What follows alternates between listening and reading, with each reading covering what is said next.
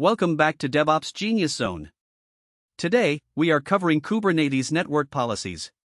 And if you are working in DevOps or trying to break into the field, this is one you cannot afford to miss. This is one of the tools and practices running at virtually every major US tech company. I'm going to walk you through everything you need to know. We'll cover the core concepts, how it works under the hood, how to get started the right way, and the best practices that senior engineers use in production at real US tech companies. By the end of this video, you will have a clear, actionable understanding of Kubernetes network policies that you can apply immediately. I'll also share some common pitfalls and how to avoid them, plus real-world examples from companies you know the shape of even if I don't name them directly. Here's what we're covering today, in order. Why Kubernetes network policies matters for your career and your next interview. The core mental model behind Kubernetes network policies, explained without jargon. How to get started the right way instead of the way most tutorials show you. The best practices senior engineers actually use day to day. The mistakes that quietly get engineers passed over for promotions. A real-world example with numbers attached. How Kubernetes network policies looks across AWS, Azure, and GCP. A full hands-on walkthrough you can follow along with. How monitoring, security, and compliance tie into Kubernetes network policies. How getting this right saves real money. And finally, where to go to keep learning after this video ends. Let's get into it. First, let us talk about why Kubernetes network policies matters so much right now. The US job market for DevOps engineers is stronger than ever, and companies are specifically looking for engineers who understand these tools deeply, not just on the surface. In 2025, DevOps roles in the US command salaries between $130,000 and $190,000, and that number is only going up. Knowing Kubernetes network policies inside and out can literally change your career trajectory. If you're preparing for a DevOps interview, expect to be tested on Kubernetes network policies. Recruiters are filtering for these keywords, and hiring managers want to see hands-on experience. I've heard from candidates who landed offers simply because they could discuss Kubernetes network policies in depth during a technical round. It's not just about passing an interview, either. Once you're in the role, Kubernetes network policies is one of those areas where depth of understanding directly shows up in your day-to-day work. When production has an issue at 2 a.m., the engineer who deeply understands Kubernetes network policies is the one who can calmly work through it instead of guessing. That reputation follows you. It's how junior engineers get trusted with bigger systems, and how mid-level engineers get considered for senior roles. Companies promote people who reduce risk, not people who just keep things running by luck. I also want to be honest with you about something. A lot of engineers learn Kubernetes network policies just deeply enough to pass a certification exam, and then they stop. That's a mistake. The certification gets you in the door. What keeps you in the room during a real incident, or during a system design conversation, is the deeper understanding we're building today. So stick with me through this whole video, because the parts that feel slightly less exciting, like the mistakes section and the hands-on walkthrough, are usually the parts that make the biggest difference in interviews and in production. Here is the foundational concept you need to understand. The desired state management model means you define what you want, and the system figures out how to get there. This reconciliation loop runs continuously, comparing the actual state with your desired state and making corrections automatically. That is what makes modern DevOps systems so powerful and resilient. When you embrace this pattern with Kubernetes network policies, you stop manually tweaking configurations and start letting the platform maintain reliability for you. It's a mindset shift from imperative to declarative thinking, and once you get it, everything else about Kubernetes network policies clicks into place. Let me give you an analogy that might help. Imagine you're managing a thermostat instead of a space heater. With a space heater, you decide when to turn it on and off, and if you forget, the room gets too hot or too cold. With a thermostat, you just declare the temperature you want, and the system continuously checks and corrects. Kubernetes network policies works the same way. You're not issuing one-time commands and hoping they hold. You're declaring an end state, and the system keeps nudging reality toward that state, over and over, automatically, without you having to babysit it. This matters because production systems are never static. Nodes fail, dependencies update, traffic spikes, configurations drift because someone made a manual change under pressure. A system built around one-time imperative commands can't keep up with that kind of constant change. A system built around continuous reconciliation can. That's the real reason Kubernetes network policies exists, and it's the reason so many modern tools are built around this same declarative pattern, from infrastructure as code to Kubernetes itself. Getting started the right way matters more than most engineers realize. Before you touch any configuration, understand your requirements. Version control everything. Use the principle of least privilege. Keep changes small and incremental. And always have a rollback plan ready before you deploy to production. I've seen so many engineers skip these steps with Kubernetes network policies and later regret it when they can't recover from a failed deployment. Your future self will thank you. I always tell my ments, if you can't draw the architecture on a whiteboard, you're not ready to implement it. Here's a simple checklist I want you to actually use, not just nod along to. 1. Write down what you're trying to achieve in one sentence before you open your terminal. 2. Put your configuration in Git before you apply anything to a real environment. 3. Test in a throwaway or staging environment first, even if it's a tiny scaled-down version of production. 4. Know exactly how you'd undo the change before you make it. 5. Make the smallest change that proves the concept works, then build from there. Engineers who skip straight to step 5 without the first 4 almost always end up debugging something they don't fully understand, under time pressure, which is the worst possible way to learn Kubernetes network policies. Best practices from senior engineers are straightforward, but often overlooked. Automate the repetitive work. Document your decisions, not just your configurations. Test in staging before production. Monitor everything. And when something breaks, and it will, write a postmortem and learn from it. One of the most effective habits with Kubernetes network policies is to always ask, can I undo this in under a minute? If the answer is no, you need a better rollback plan. I also recommend setting up a dedicated runbooks repository with step-by-step recovery procedures for Kubernetes network policies specifically. Another habit that separates senior engineers from everyone else, they document the why, not just the what. Anyone can look at a configuration file and see what it does. Far fewer teams write down why a particular decision was made, what alternatives were considered, and what trade-offs were accepted. 6 months later, when someone wants to change that configuration, that context is the difference between a confident change and a nervous one. With Kubernetes network policies, I strongly recommend a short comment or linked doc next to any non-obvious decision explaining the reasoning behind it. Senior engineers also treat monitoring as part of the deliverable, not an afterthought. If you build something with Kubernetes network policies and it doesn't emit metrics, logs, or traces, it isn't done yet, even if it technically works. The same goes for alerting. A senior engineer doesn't just want to know something broke, they want to know it broke before a customer notices, and they want the alert to point clearly at the likely cause instead of just saying something is wrong somewhere. The most common mistakes I see junior DevOps engineers make with Kubernetes network policies are skipping the planning phase, ignoring security until the end, and not handling failures gracefully. Avoid these and you are already ahead of most candidates.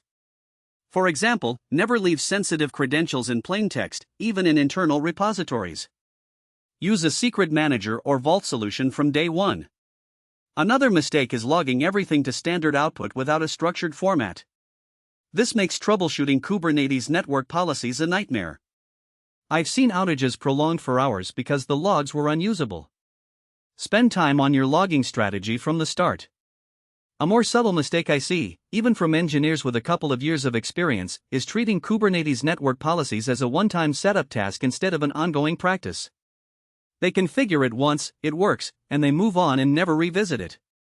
Then 6 months later, requirements change, the team has grown, and the original setup doesn't scale, but nobody owns updating it. If you're working with Kubernetes network policies, put a recurring reminder on your calendar, monthly or quarterly, to revisit the setup and ask whether it still fits how the team actually works today. One more mistake worth naming directly: engineers who copy a configuration from a blog post or a Stack Overflow answer without adapting it to their own environment. It might work in the example, but production traffic patterns, security requirements, and team size are always different. If you can't explain every line of a Kubernetes network policies configuration you're about to apply to a real environment, slow down and understand it first. That single habit will save you from more incidents than almost anything else on this list. Here is a real-world example. Teams that implement Kubernetes network policies properly consistently see faster deployment frequency, fewer production incidents, and smaller on-call burden. Engineers spend their time on work that matters instead of firefighting. I recall a team at a large e-commerce company that adopted Kubernetes network policies and reduced their mean time to recovery by 80%. That's the kind of impact we're talking about. A logistics company cut their cloud bill by 40% after properly tuning their Kubernetes network policy setup. Now, let us dig deeper into the specifics of Kubernetes network policies. Whether you are on AWS, Azure, or GCP, the principles remain the same. For instance, in AWS, you would use the equivalent managed services, while in Azure and GCP you have parallel offerings. But regardless of the cloud provider, Kubernetes network policies enables you to ship features faster, recover from failures in minutes, and scale your infrastructure dynamically. If you're running on premises, tools like OpenStack or VMware can integrate similarly, though the patterns remain identical. The key is understanding the abstraction layer Kubernetes network policies provides, because once you understand the abstraction, moving between cloud providers becomes a matter of translating syntax, not relearning concepts from zero. I want to emphasize that last point because it's the thing that actually makes you valuable across companies. Interviewers don't just want to know that you've used one specific tool. They want to know you understand why Kubernetes network policies works the way it does, so that when their company uses a slightly different flavor of it, you can adapt quickly. That's the difference between someone who memorized commands and someone who actually understands the system. Let me give you a concrete hands-on walkthrough so you can see exactly how Kubernetes network policies works in practice. Open up your terminal and follow along. Even if you do not have the full environment set up yet, just watching this will give you the mental model you need to succeed. I'll show you common commands, configuration snippets, and the reasoning behind each step. We'll start with the simplest possible working example and then add complexity. We start by defining our desired state. Think of this as the blueprint of what your system should look like. This blueprint is written as code, and it's your single source of truth. Write it down before you touch anything live. Keep the very first version deliberately small, just enough to prove the basic idea works end to end. Once the blueprint is defined, the next step is to let the system reconcile the actual state with the desired state. The control loop checks continuously: is the right configuration active, is the correct number of resources running.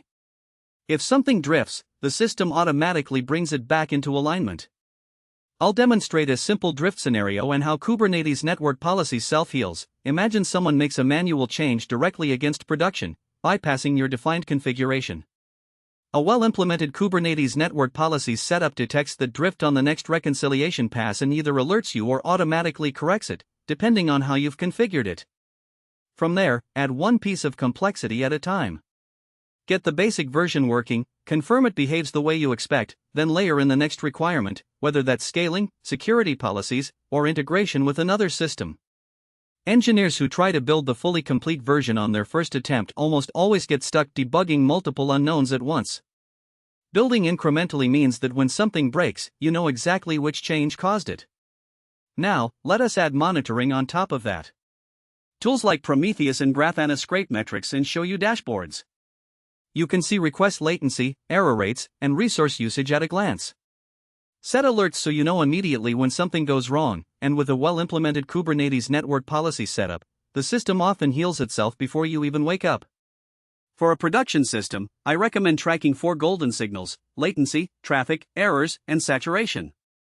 If you can only instrument 4 things, instrument those 4, because together they tell you almost everything you need to know about system health. Another crucial aspect is security. In the US, regulatory compliance frameworks like SOC 2, HIPAA, and PCI DSS require you to have complete visibility and control over your infrastructure.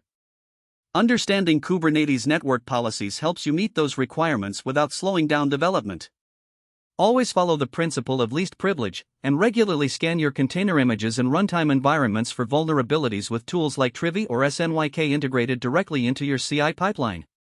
Compliance often gets treated as a checkbox exercise, but it doesn't have to slow you down if you build it into Kubernetes network policies from the start rather than bolting it on afterward. For example, if access controls and audit logging are part of your initial design, passing a SOC 2 audit later becomes a matter of producing evidence you already have, instead of scrambling to retrofit controls onto a system that was never designed with them in mind. That's the difference between compliance as a burden and compliance as a natural side effect of doing things right. Let us also talk about cost optimization. Cloud bills can spiral out of control if you are not careful.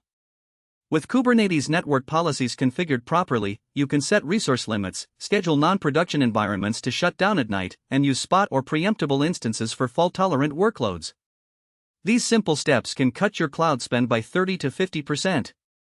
I've seen companies waste tens of thousands of dollars simply because they never set resource requests. A quick, practical tip: audit your non-production environments first. Dev and staging environments running 24/7 when nobody is using them outside business hours are one of the easiest wins in cloud cost optimization, and they're directly tied into how you configure Kubernetes network policies. A scheduled shutdown script or autoscaling policy that scales non-prod down to zero overnight can pay for itself within the first month. The community around Kubernetes network policies is one of the most active in tech. There are dedicated Slack workspaces, Discord servers, local meetups, and global conferences like KubeCon, reInvent, and HashiConf. The DevOps community in the US is incredibly welcoming and always willing to help newcomers. I encourage you to join a few groups and start learning from practitioners at companies large and small. Don't be afraid to ask questions, even senior engineers rely on the community to solve tricky problems. Some of the best solutions I've ever found for Kubernetes network policies came from a comment on a community forum, not from official documentation. To summarize, Kubernetes network policies is critical in the 2025 US DevOps job market. Start right by understanding requirements before touching configuration and version control everything. Follow best practices around least privilege, small changes, automation, and documentation. Monitor everything from day one and always have a rollback plan. The market rewards engineers who deeply understand Kubernetes network policies, not those who merely copy-paste commands.